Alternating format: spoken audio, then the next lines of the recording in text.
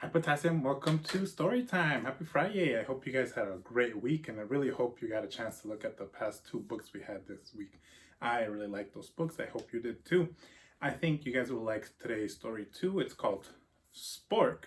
It's a story about kind of finding our place in the world, especially if we're just a little bit unsure about ourselves. So let's go ahead and get started. Spork.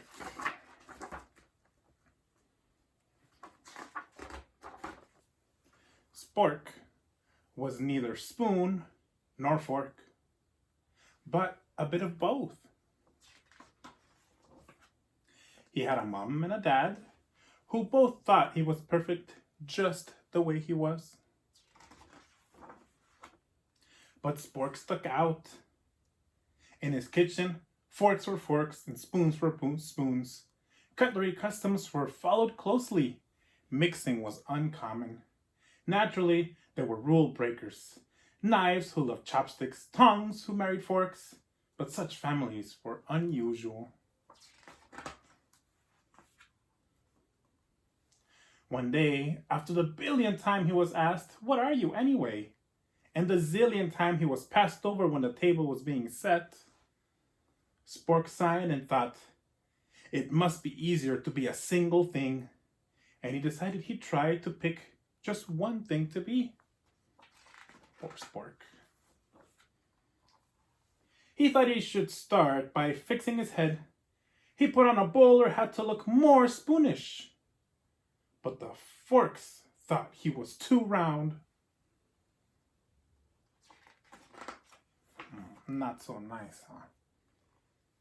Then he made a paper crown to look more forkish. But the spoons thought he was too pointy. Oh man, poor Spork.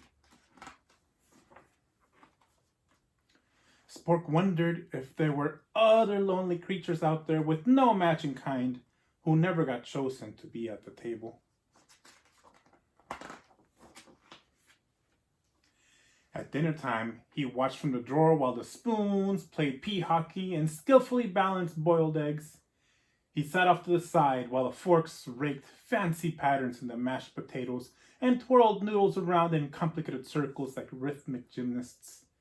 And at the end of this and every other meal, Spork looked on while the others enjoyed a super bubbly bath in the sink. He's feeling a little lonely, don't you think? Poor Spork. Until one morning, a messy thing arrived. This messy thing had obviously never heard of cutlery customs or table manners, no. This messy thing smeared and spilled and flung and clumped and dripped without a care. Oh no. Wait, said the forks. But the messy thing did not wait. Careful, said the spoons. But the messy thing was not careful. Help, said the forks, while the messy thing continued to slop and splatter. Quick, said the spoons. Oh man, I wonder what it could be. Do you guys have any guesses? Huh? Well, let's see. Now, a fork may be good for poking and picking, and a spoon may be fine for scooping and stirring. But this messy thing, with its slurpy and clumpy half-finished food bits, needed something else. Something that could do all sorts of things at once. Something flexible and easy to hold. Something that was neither spoon nor fork, but a bit of both.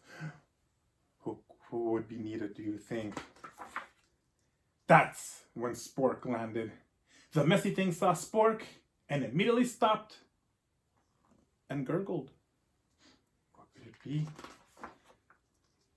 It grabbed Spork and held him motionless at first. It tapped him once and let out a cheerful shriek. It wagged Spork excitedly up and down. Can you guys tell what it might be now? And that's how Spork finally and happily found his way to the table. Just a bit round, just a bit pointy, just right. That's the end of that story. I hope you guys had fun with that one. I really liked that funny little story. See you guys next week. Have a good weekend.